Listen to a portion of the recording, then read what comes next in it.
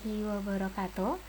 Pada kesempatan kali ini saya akan melanjutkan materi tentang pemrograman assembler.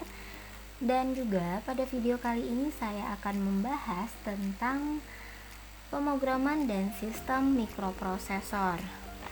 Nah, untuk definisinya dulu, pertama kita akan membahas tentang sistem.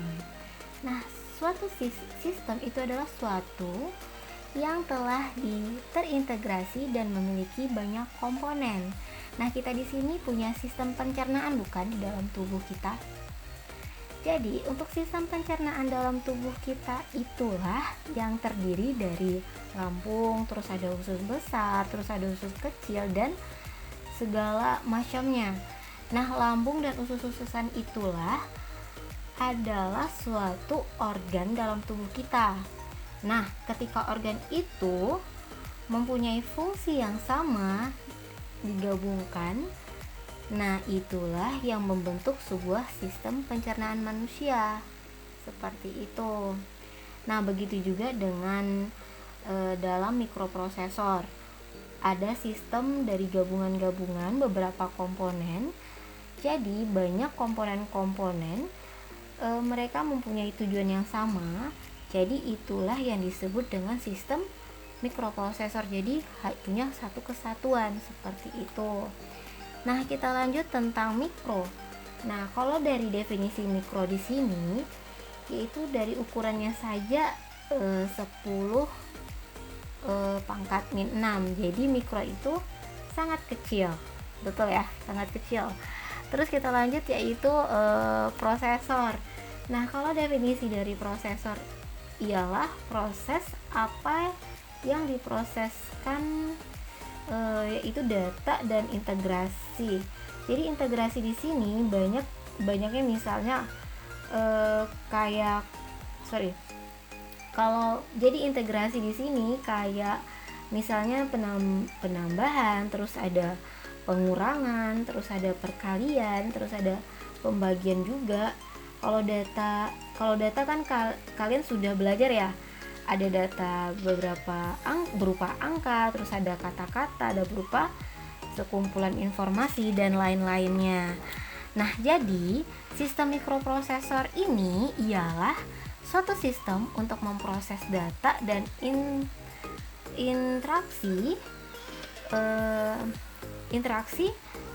instruksi dalam ukuran yang sangat kecil atau mikro.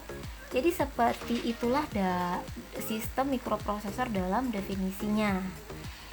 Oke, kita lanjut. Mengapa sih manusia memerlukan yang namanya sistem mikroprosesor untuk memproses data dan instruksi? Nah, kita jawab karena dalam kehidupan nyata manusia ini memiliki 3 pekerjaan utama. Nah, mengapa mereka melakukan dengan sistem mikroprosesor? Nah, jadi pekerjaan utama itu ya kayak gini nih. Yang pertama itu mereka harus melakukan perhitungan. Nah, kalau manusia terus menerus berhitung, mereka tidak dibilang efisien lagi gitu kan, karena waktu yang mereka gunakan dengan waktu yang lama dengan menghitung. Jadi waktu itu terbuang sia-sia seperti itu. Maka dipikirkanlah sebuah sistem yang bisa berhitung seperti itu. Jadi untuk memudahkan manusia dan tidak membuang waktu lagi gitu loh, seperti itu. Yang kedua yaitu pekerjaan yang kedua yaitu tentang otomasi. Nah, untuk apa otomasi? Nah, otomasi itu kayak otomatis. Nah, untuk apa? Ya suatu benda dibuat otomatis. Ya kenapa benda dibuat otomatis? Ya karena supaya mempermudah dalam menjalani hidup. Kayak misalnya itu yang kita pakai sekarang ini ya smartphone ya kan, kalkulator dan lain-lain sebagainya ya, bentuk blender dan lain-lain kan, itu kan sangat membantu manusia ya kan. Nah, selanjutnya yang ketiga yaitu yang tidak kalah penting nih, yang untuk mengerjakan pekerjaan yang berulang-ulang. Nah, karena manusia ini orangnya tuh kebiasaannya tuh gimana ya, sangat malas ya untuk melakukan itu berulang-ulang. Maka dari itu dibuatlah sebuah sistem mikroprosesor untuk melakukan 3 pekerjaan penting ini. Nah, begitulah untuk konsepnya dari sistem mikroprosesor. Jadi mempermudah pekerjaan manusia gitu loh. Jadi lebih membantu dan tidak membuang waktu gitu loh, seperti itu. Oke, kita lanjut. Nah, mengapa sistem mikroprosesor yang sama dapat mengatur beragam sistem? Nah, di sini ada 3. Yang pertama yaitu adanya perangkat lunak atau program yang kita sebut dengan perangkat lunak, yaitu softwarenya ya. Lebih disebut dengan program. Nah, terus ada perangkat kerasnya. Nah, perangkat keras ini ada disebut dengan hardware. Kita kemarin sudah belajar tentang sistem komputer ya. Kemarin saya sudah bahas juga di IMK, juga saya sudah bahas di pemrograman assembly juga, sama sistem komputer juga sudah saya bahas apa itu perangkat lunak, apa itu perangkat keras gitu kan. Jadi perangkat keras ini adalah hardware-nya, jadi bentuk yang tampak seperti itu. Nah, ada selanjutnya yaitu adanya perangkat penunjang lainnya. Jadi perangkat yang membantu dari sistem perangkat lunak dan sistem perangkat keras ini, seperti itu. Oke, untuk pemrograman ini ada definisinya nih. Untuk definisinya, kumpulan instruksi yang ditulis dengan aturan tertentu setelah dikompil dan dieksekusi oleh mikroprosesor, maka mikroprosesor tersebut akan melaksanakan fungsi tertentu, seperti itu. Nah, jadi untuk ini nih lebih ke apa ya, melaksanakan fungsi ya. Di program itu kan lebih melakukan instruksi dan melaksanakan fungsi sebagaimana fungsinya, seperti itu. Nah, di sini ada bahasa pemrograman. Yang pertama yaitu bahasa mesin. Nah, yang seperti kita ketahui dan saya juga sudah bahas di pembahasan pertama, yaitu tentang bahasa mesin, yang yaitu bahasa yang tersusun dari kumpulan simbol 0 dan 1 saja. Ini lebih ke biner ya. Nah, ini bahasa mesin ini adalah bahasa yang sangat rumit dan bahasa yang hanya bisa dimengerti oleh mesin gitu loh. Jadi manusia ini sangat sulit untuk memahami bahasa mesin tersebut. Jadi dibuatlah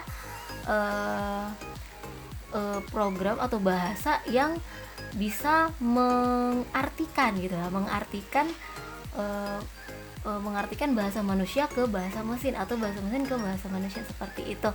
Nah, yang kedua yaitu kedua simbol diterjemahkan oleh perangkat keras menjadi 0 volt dan 5 volt, seperti itu. Ada 2 keadaan simbol ini yang dapat dikenali oleh mikroprosesor. Jadi hanya 0 volt dan 5 volt yang dikenali ya. Kalau misalnya kita pakai 01 itu kan terlalu panjang dan terlalu rumit ya. Kita sebenarnya bisa kita pahami, cuman terlalu memakan waktu yang lama seperti itu ya. Oke, bahasa mesin terlalu panjang dan rumit ya, benar sekali. Untuk bahasa mesin itu sangat panjang dan terlalu rumit untuk kita pahami, tapi kalau kita pelajari insya Allah kita bisa seperti itu ya.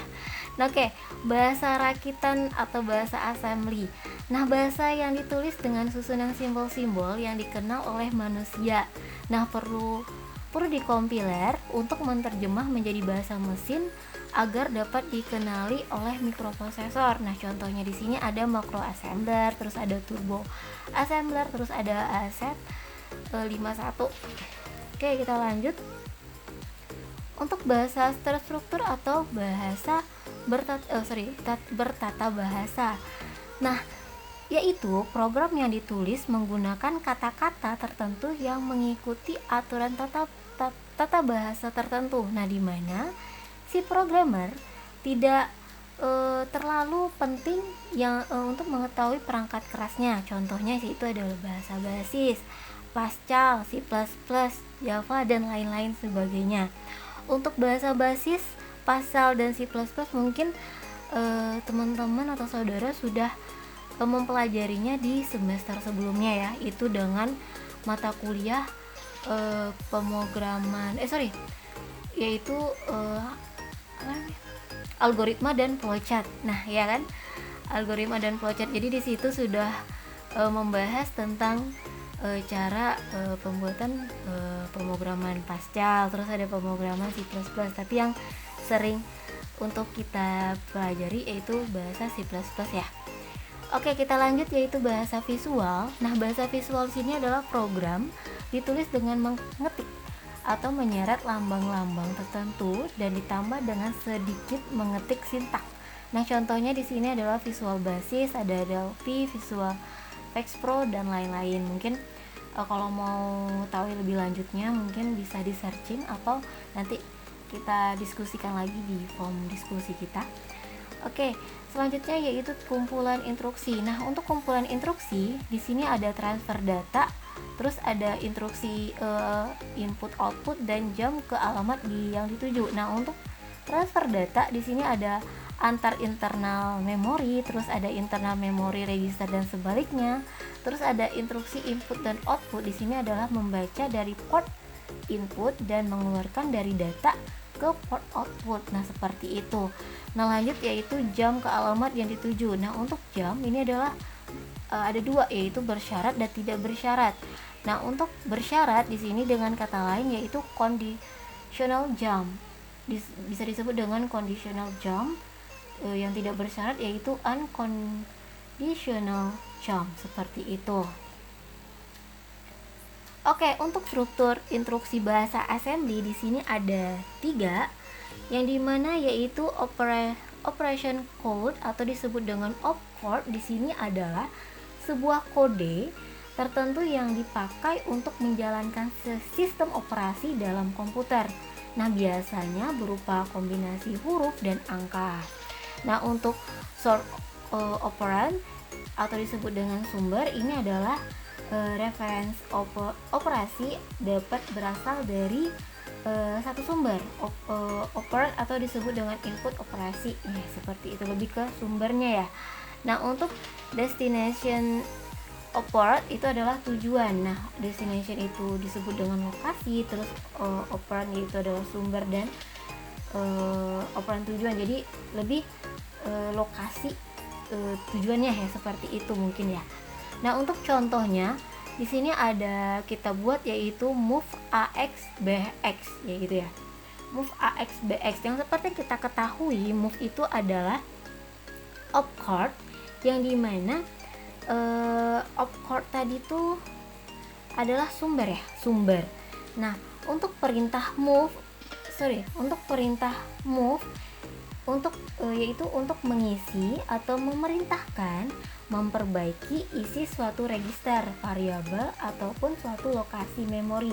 Jadi penulisan perintahnya itu sama dengan move opcode A dan buka kurung opcode B. Jadi sama dengan move AX BX ya gitu ya. Jadi kalau untuk opcode A nya itu AX, terus opcode B itu adalah BX, seperti itu.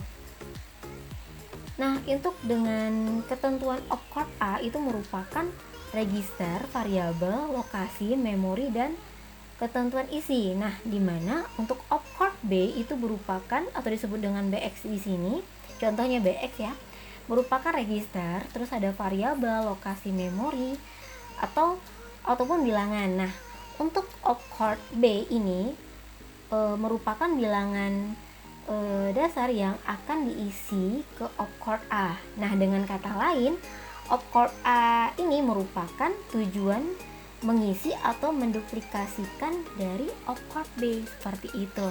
Jadi untuk AX ini adalah tujuannya ya. Jadi BX itu adalah sumbernya, seperti itu. Mungkin paham ya? Oke, nanti kalau misalnya nggak paham tanyain lagi deh. Oke, kita lanjut. Yang di sini ada mnemonic. Kemarin sudah saya sebutkan juga apa itu mnemonic. Nah, ini adalah bagian opcode yang ditulis dengan bahasa manusia yang memiliki sebuah perintah. Nah, terus program yang ditulis dengan menggunakan mnemonic disebut dengan shortcode. Terus ada mnemonic ada yang memerlukan dua opcode, misalnya opcode 1 dan opcode 2. Contohnya di sini adalah tadi move AX BX, kalau di sini adalah move BP dan DX, seperti itu. Nah, untuk mnemonic ada yang memerlukan hanya satu opcode saja. Contohnya di sini ada mul CX, push AX, dan pup AX. Oke, untuk yang tidak memerlukan opcode di sini adalah contohnya yaitu CLI, CTI, CLC, STC, dan lain-lain sebagainya. Oke, untuk object chord di sini adalah kumpulan simbol-simbol yang terdiri dari bilangan heksa saja.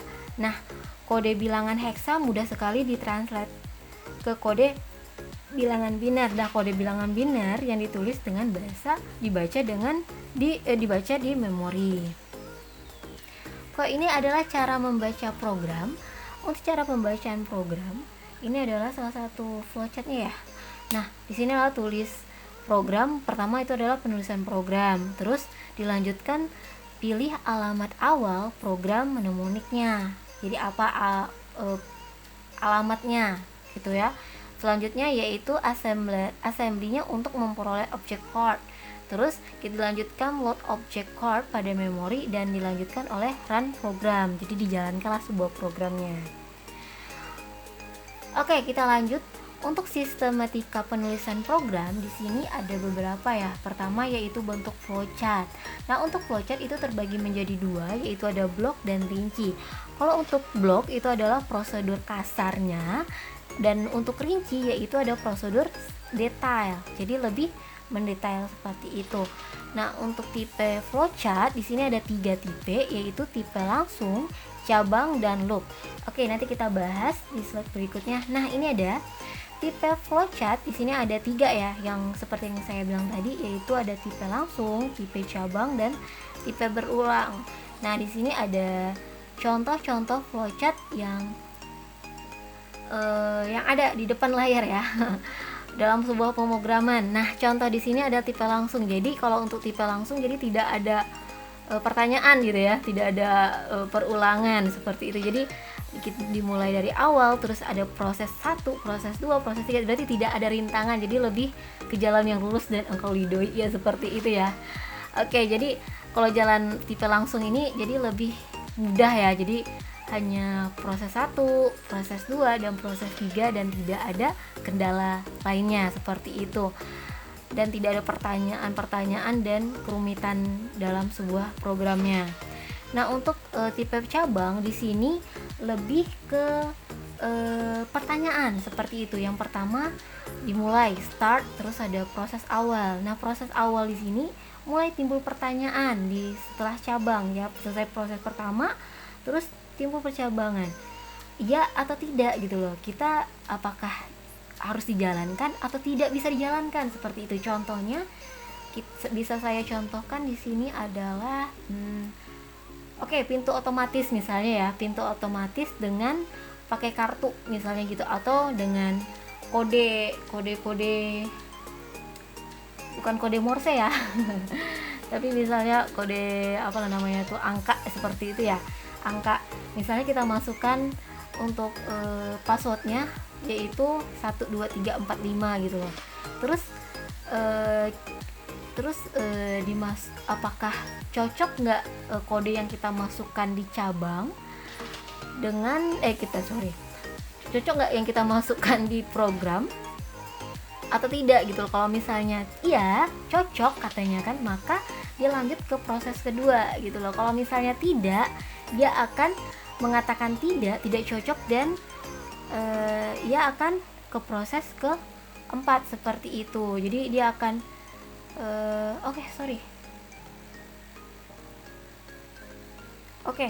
kalau untuk cabang bukan ini nih bukan itu contohnya, sorry salah. Kalau itu tuh lebih tipe berulang ya, kalau misalnya jadi kalau yang contoh seperti tadi, kalau pintu otomatis itu lebih tipe berulang, sorry ya. Jadi kalau misalnya dia tidak, dia akan kembali lagi, jadi akan bagi setting lagi, kembali lagi, dia ngulang pengolahan lagi gitu ya, ngulang nanya lagi apakah cocok nggak gitu kan, prosesnya berulang lagi nih gitu kan. Kalau misalnya sudah, baru dia mengatakan iya, proses lain kayak lanjut kan gitu.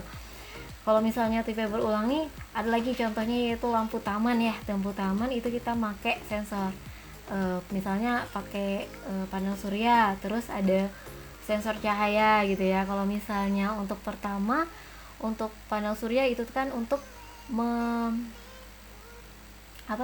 untuk menampung apa ya, jadi untuk ngecasnya dengan sinar matahari seperti itu. Nah, kalau kalau untuk sensornya dia pakai sensor cahaya. Apakah kalau misalnya sudah redup, apakah tidak ada matahari lagi, dia lampu bakalan hidup gitu ya. Kalau misalnya masih ada matahari, lampunya akan mati. Jadi disitulah tipe berulang-ulang di situ. Kalau untuk tipe bercabang di sini lebih apa ya contohnya ya? Mungkin teman-teman sudah belajar ya tentang flowchart ini di algoritma dan pemrograman. Jadi mungkin dicari aja kalau misalnya apa nih bakalan lama nih. Oke, kita lanjut aja deh. Oke, untuk listing program di sini ada object code, dihasilkan sebuah listing program di assembler. Terus ada sistem object code juga dihasilkan listing program. Terus listing program object code ditambah dengan sum code. Oke, kita lanjut aja. Nah, ini teman-teman, dalam pemrograman assembly kita akan memakai aplikasi. Kita pakai aplikasi yaitu disebut dengan DOSBox. Nah, jadi teman-teman, kita akan memakai aplikasi yaitu DOSBox. Jadi kita akan memakai debug dan turbo assembler atau disebut dengan TASM. Nah, jadi untuk itu teman-teman silahkan download aplikasi DOSBox yang 0,74, terus link debug 64 bit. Ini yang apa ya, yang komputernya yang itu tuh yang 64 bit gitu ya. Kalau misalnya komputernya masih 32 bit nggak perlu sih, kita bisa pakai CMD aja. Oke, nanti saya akan jelaskan cara penginstalan DOSBox-nya seperti gimana caranya, dan cara menginstalkan turbo assembler-nya gimana nanti saya jelaskan di video selanjutnya aja. Oke, untuk malam hari ini, untuk video kali ini, untuk perkuliahan hari ini saya tutup dengan, jika ada kesalahan kata atau kesalahan dalam pengucapan, saya mohon maaf. Dan jika teman-teman ada yang bertanya, silahkan ditanyakan di kolom komentar atau nanti kita diskusikan di grup kita via WA. Oke, cukup sekian untuk perkuliahan kali ini. Jika semoga ilmu yang saya berikan bermanfaat. Terima kasih semuanya. Saya ucapkan assalamualaikum warahmatullahi wabarakatuh.